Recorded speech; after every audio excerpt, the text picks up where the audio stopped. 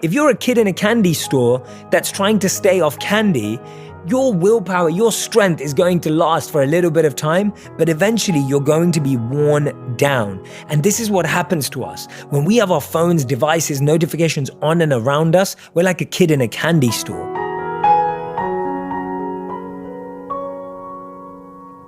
Hey everyone, welcome back to On Purpose. My name's Shetty and I'm so excited for this week's episode. I've been looking at what are the topics, what are the themes that are really resonating with you and connecting with you and trying to give you more advice, insights, wisdom and thoughts and research on those areas. Remember, my commitment to you here is I'm doing the work, I'm doing the experiments, I'm doing the tests so that hopefully it makes your life easier. Everything I'm sharing in these sessions is tried and tested. They're things where I've done the trial and error. I've experimented. I've focused on developing a lot of these habits over the last 13 years of my life, and I'm sharing the results with you. So thank you for taking this experiment with me. Thank you for living a life on purpose, and thank you for being here. Now, today's session is all about the 6 things that you can do in the morning to have an incredible start to the day, have an incredible rest of the day, and actually keep that momentum throughout the day as each and every hour goes on and on and on. Now, how many times have you ever had this experience where you start to feel really tired by about 3 p.m.? How many of you get that mid-morning crunch when you start to feel really fatigued already? And how many of you, by the time you're at home at the end of the day, have no energy left? Whether it's after your commute, whether it's on your way back, whatever it may be, how many of you experience that fatigue and tiredness? Well, here's the truth. 2 of the most important elements in our lives are self-control and energy. Research shows that both of these are finite, daily resources that tire like a muscle. It's almost like that these resources are at their peak at the beginning of the day and then have a natural decline towards the end of the day. It's almost like saying to yourself, you're at full battery life on your phone and then it's depleted by the end. And it needs to be charged throughout the day, but also how you use it at the beginning of the day will have a big impact as to how it affects you. And these are daily resources that tire like a muscle, that deplete like the battery on your phone. And just like we have to keep charging up our phones to stay fueled up, we have to make sure that our body is charged and used effectively as well. We all know that there are certain tasks or certain things we do on our phone that completely drop that battery life, right? You know what it feels like to have too many tabs open, too many screens open, using it for multiple things. The same is true of our mind and our brain that controls our self-control and our energy. Have you seen that when you get tired and lose energy, your self-control goes down as well? When you lose energy, you're more likely to be attracted to the burger and fries, the sugary dessert, the fatty foods. Similarly, notice, if we lose our self-control, then tasks feel longer, harder, and as if they take so much more effort. That's why we find it harder to concentrate towards the end of the day. So we see this link between self-control and energy. When our energy goes down, our self-control goes down, and when our self-control goes down, our energy goes down. Both of them are affecting each other throughout the day, and that's why self-control and energy are so important to manage. Now, the interesting thing here also is that a lot of energy is intangible. For example, if you're in a negative, toxic environment, it can be more tiring even if you're doing easy tasks. Self-control also can be harder if you're going through something emotionally in your own personal life. So we recognize that both of these are deeply connected and it can be hard to understand them. And that's why today I'm going to give you these 6 practical, actionable steps that will actually help you understand self-control and energy much, much deeper. And we all know what this feels like. It's why at the beginning of the day, we usually feel that our productivity is at its peak. But that doesn't mean we should use it on all doing things in the morning. If used effectively, we can maintain our energy and self-control throughout the day to the best of our ability. So here are the 6 steps that I want to share with you in this podcast, and we'll start with number 1. This one will sound impossible. When you first hear it, you'll say, Jay, that's not possible. When I say it, your mind will doubt it. But here's a sign of intelligence. A sign of intelligence is being able to listen to a piece of advice, try to learn from it without judging it in the moment. See, one of the biggest mistakes that our mind makes, or biggest tricks that it plays on us, is that when we hear a piece of advice, our mind says, oh, I already know that. Oh, I've heard that before. Oh, I've tried this before. And our mind convinces us out of some of the best advice in our life. Whenever my mind says to me, oh, I've already heard that, I know that. When I hear myself say that, I move away from that thought and I re-engage with what I'm listening to. Why? Because some of the biggest businesses in the world have fallen apart with this mindset. We've always done it that way, right? I already know that. Those 4 words, I already know that, have blocked so much innovation in the world. So I want you to really open your ears, open your mind, and listen carefully. Step number 1 has changed my life. Whenever I practice it, I have a different day. It's almost like I'm living a new life. And this is no screen time until breakfast. No screen time until breakfast. Giving yourself that half an hour, that 1 hour, that 2 hours before looking at your phone can change your life. Now, I used to be one of those people that would wake up and look at my phone straight away because my phone was my alarm. I would turn my alarm off. The next thing I'd do is go onto WhatsApp or go onto Instagram or then go onto Twitter or Facebook or whatever it may be, and then you're lost. Not only do you waste time, you waste energy, and you're maxing out your brain's potential to use it for anything else. Now, I use social media for most of the day. I have messages from all over the world, different geographies to respond to. But this one habit can completely define how my day goes. I either wake up with energy, enthusiasm, and focus, or I wake up and feel drained, tired, and fatigued by the time I get out of my bed. When you look at your screen first thing in the morning, it steals your morning. You are losing your morning when you do that. And one of the crazy things is that studies show that notifications can actually trigger stress. So what we're doing is we're pushing our mind and body into stress mode from the moment we're awake.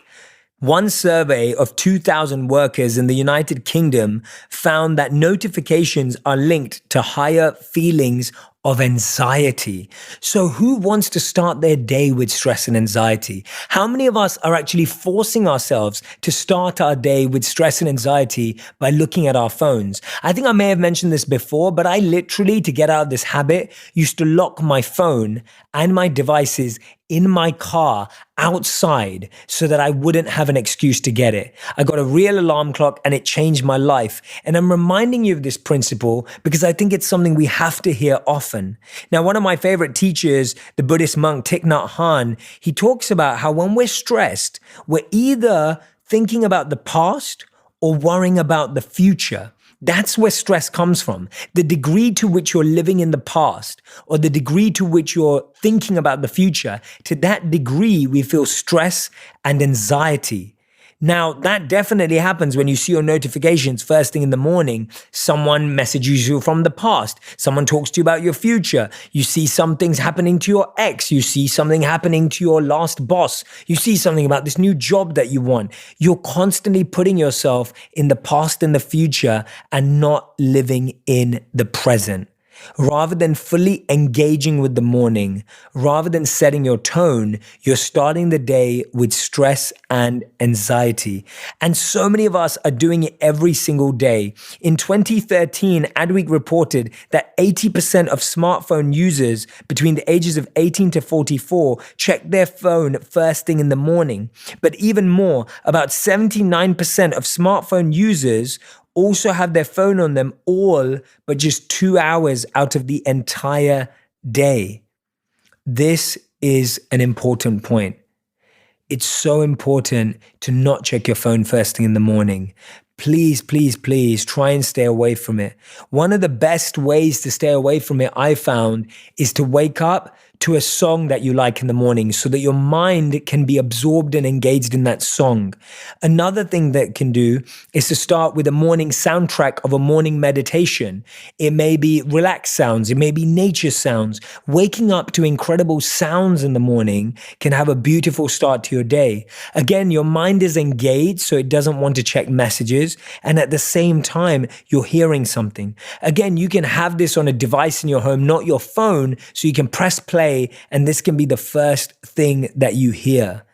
Another way you can do this is have something else to read. You may have a book of quotes next to your bed that you pick up first thing in the morning and you read a quote. And after you've read that one quote, you get up out of bed. Again, you're framing your mind to be positive. You're framing your mind for energy and you're not draining yourself. When your mind is having to process stress and anxiety in the morning, imagine how quickly it gets tired.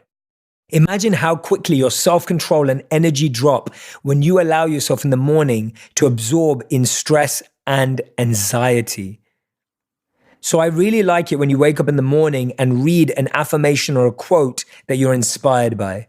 And the third and final thing that you can try, apart from music or sounds or looking at a quote or an affirmation, is gratitude. As soon as you wake up in the morning, ask yourself, what am I grateful for today? And answering that question for yourself will put you in a great mood and boost your system to start the day with maximum energy. I've noticed this. When my phone dies, it can actually be one of the most beautiful moments in the day. And I'm sure you've experienced that as well. As much as it can cause panic, it actually causes so much space and silence. Sometimes it's so good to just let your battery die during the day to have these moments. Me and my wife, whenever we go away together, we make it a point to lock our phones in the hotel safe. If you're going on holiday, I highly recommend this. Put your phones in the hotel safe. Do not take them out with you. Go out with a traditional map, a list of restaurants, a list of names. It will improve your relationship. It genuinely, truly will. So these are the first steps. Do not start your day with your phone, right? That is step one. Do not start your day with your phone. Start your day with gratitude. Start your day with meditation and sounds. Start your day with affirmations and quotes. The second thing, the second step, again, stay with me and I'll explain why. Do not start your day with email. This actually came from a conversation I was having with my team recently. And I was talking to my team about time management, being more effective, and being able to get more out of their days. I realized that I've been able to be very productive and effective, and I want my team to feel the same way. And I'm always excited to learn from them and also see what learnings I can share with them. The crazy thing I found is a lot of my team started their day with emails. So not only just in the morning, but when they got to work. This is what I'm saying. This isn't just for when you get out of bed. We've established that. But when you actually get to work. So you get to work at 8:30 a.m. or 9 a.m. or maybe even earlier. And when you start your work day, the worst thing we can do is open up our laptops or phones and start with email. It's one of the biggest mistakes, and I'll tell you why. We spend around 13 hours a week on email and unlock our phones 110 times a day. We already know that looking at emails has been shown to cause stress, and we experience that. We don't need a study to tell us that, right? The second thing, and this is the most important thing, when you start your work day with email, you're starting your day reactively rather than proactively. You're now completing someone else's to-dos and requests, not your own. You're now working to someone else's priorities, not yours. This is the crazy thing. We can spend 3 hours of our workday responding to everyone else and not even start on our work, which means we're behind on what truly matters and what really has an impact. And here's the crazy thing. Listen to this carefully. This is a study from the Harvard Business Review of what happens when we look at our emails and how it affects our brains. One of the things that we know is that it drains our time. Every time we get interrupted by an email, this is what happens. The tab compels you towards the inbox and lures you in, and you lose 20 minutes at a time. We think it's just a quick email. We think it's just a quick response. According to a study by the University of California, Irvine, it takes 20 minutes to get distracted, do something, and then come back to your activity. And then it actually makes us less smart. A psychiatrist at King's College London University found that fussing with your email leads to a functional drop of 10 IQ points, which is more than smoking marijuana. It's incredible what it can do to us. And of course, we all know this, it slows us down by a lot. 20 years of psych research shows that switching between tasks takes up to 40% longer than just taking one task at a time. And of course, it takes away our ability to concentrate. It takes away our ability to focus. It brings down our productivity. These are the crazy things happening when we're starting our workday with email and we get lost in someone else's to-do list. If you don't make a plan for yourself, you'll be working on someone else's plan.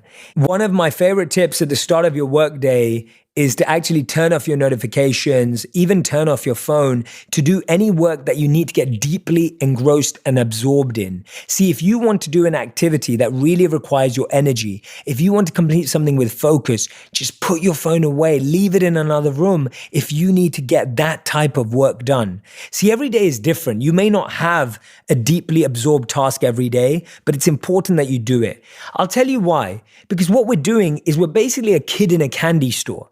Right? If you're a kid in a candy store that's trying to stay off candy, your willpower, your strength is going to last for a little bit of time, but eventually you're going to be worn down. And this is what happens to us. When we have our phones, devices, notifications on and around us, we're like a kid in a candy store. You keep pushing, and now you're wasting energy trying to have willpower to avoid looking at your phone. So now you still can't focus because you're now losing energy and willpower on that. When you're trying to resist something, that's taking energy too. Hence, not having it around stops you. If you're walking down an average street with no candy stores on it, then you'll be fine. But as soon as you're standing inside a candy store, it becomes so hard to resist. One of my favorite habits on email is really how we use it. We set the standards of how people talk to us on email by how we talk and respond to them. This is an important tip. Be more clear in your email about specific asks and wants. If you're very clear about who it's related to, if you're very clear about only copying in people that it truly matters to, if you're very clear at giving people action points, guess what? People will do the same to you. If you're used to sending big emails with everyone CC'd and everyone copied in, then that's what's going to happen back.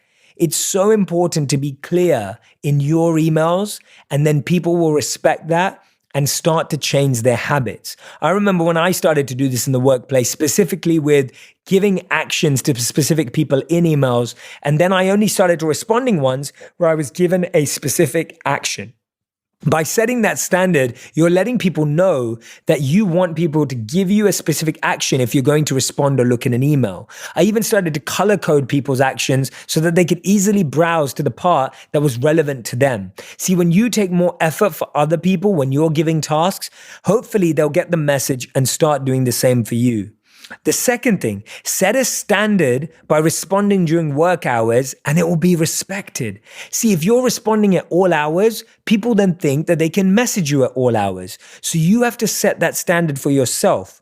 And you can actually turn off your notifications and let people know that if something is truly urgent, that they can send you a message another way. And it's so important to set these rules for specific people. To say to your manager or say to your boss, look, if it's really urgent, you can text me, right? If it's really this, you can do this. And if you start setting these rules, you can now be accessed when and where you need to. Of course, with exceptions, they'll always be there. This is more about the regular occurrence. Step number 3 about your focus in the morning. Set your priorities the night before. Prioritize your goals the night before. The downtime will leave room for insights to come into your mind, right? As soon as you download emails or start looking at messages or whatever it is, your mind is now filled up with overwhelming information and all these other objectives. But if you start by looking at everyone else's, that's where you get distracted. By building this space, you can start getting your own work done and prioritizing creativity. So the way to prioritize your goals is have one big goal a week and 3 small things every day. See, we usually get it wrong. What we try and do is we try and do lots of big things every day. We have 10 huge things and then we feel demoralized. Whereas if you have weekly goals and 3 steps a day to get to that weekly goal, you're going to feel inspired. Because guess what? One day you may only do 1 small thing. The other day you may do 5 small things. The other day you do 2, and it averages out at 3. And that way you achieve the weekly goal. It's so much smarter to set weekly, monthly, and 90-day goals that you break down on a day-to-day basis than to set daily goals. Step number 4 is a question meditation. This is one of the challenges with meditation. Often we meditate to find the answer. Often we meditate and stay fixated on the answer. Why don't I know this? Why is it not coming to my mind? Why don't I understand? How many times have you ever forgotten something in a conversation and then all you're plagued with is researching that on the internet, searching it on Google and trying to find the name of that person that you once knew, or trying to find the name of that movie or song or whatever it may be? So often in our lives, we get fixated with the answer. We're always wondering what the solution is. What I love about question meditations is that it makes us a student for the rest of the day. When we sit there quietly for 10 minutes and ask the question repetitively, we repeat that question to ourselves, a question like, what can I learn from this? Who do I want to be today? How can I show more love today? What is it that I really need to do at work to perform better? What is it that I really want to achieve in my relationship? Instead of putting all our emphasis on the answer, when we ask the question, that question goes into our consciousness, and then throughout the day, we can let the day teach us. The day becomes our lessons. Moments in the day give us our answers. We start to discover through the day rather than force the answer. Question meditations are one of my favorite things that I learned as a monk, and I'd love for you to try these out. Pick a question every day or every week and ask yourself that question. Sit alone for 10 minutes a day, ask that question to yourself, and see what comes from it.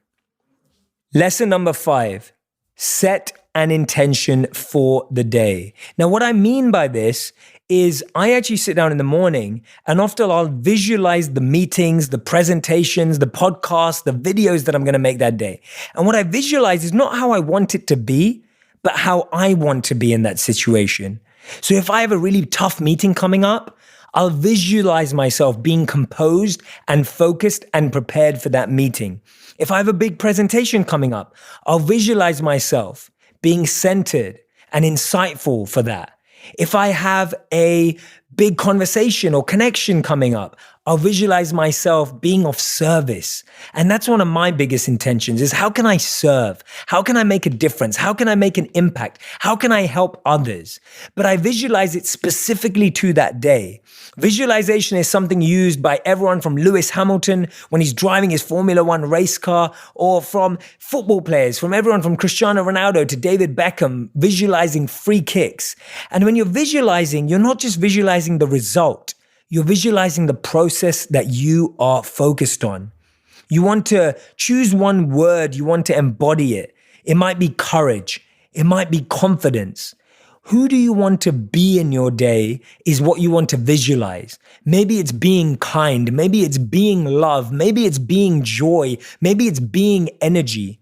When you set that intention, when you make it a visualization, and when you embody that word, you will see that play out in your reality. When you're in that tough, difficult discussion, you'll still be kind. When you're in that pressured situation, you'll still be courageous. When you're in that big meeting or presentation, you'll still be confident. Start your day with a 3 to 5 minute intention, visualization, and embodiment of a word and emotion, and you'll see yourself practice it.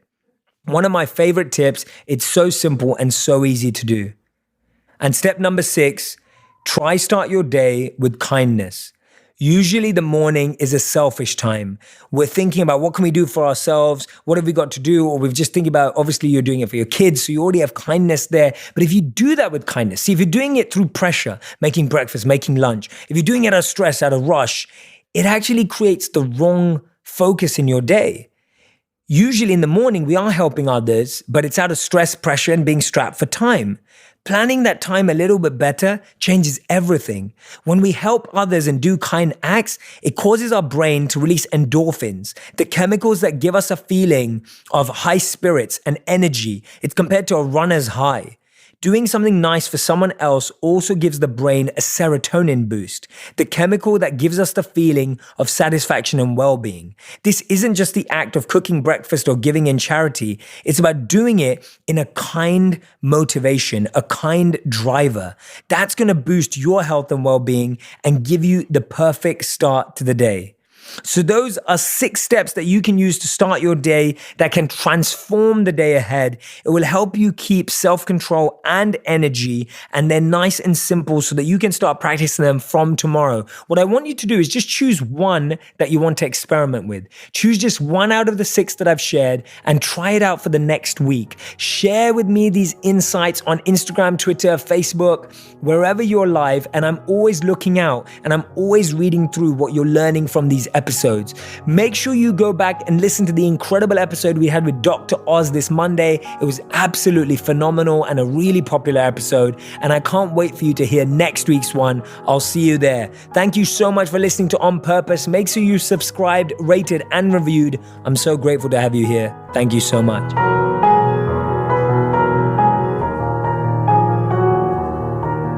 Thank you so much for listening through to the end of that episode. I hope you're going to share this all across social media. Let people know that you're subscribed to On Purpose. Let me know. Post it. Tell me what a difference it's making in your life. I would love to see your thoughts. I can't wait for this incredibly conscious community we're creating of purposeful people. You're now a part of the tribe, a part of the squad. Thank you for being here. I can't wait to share the next episode with you.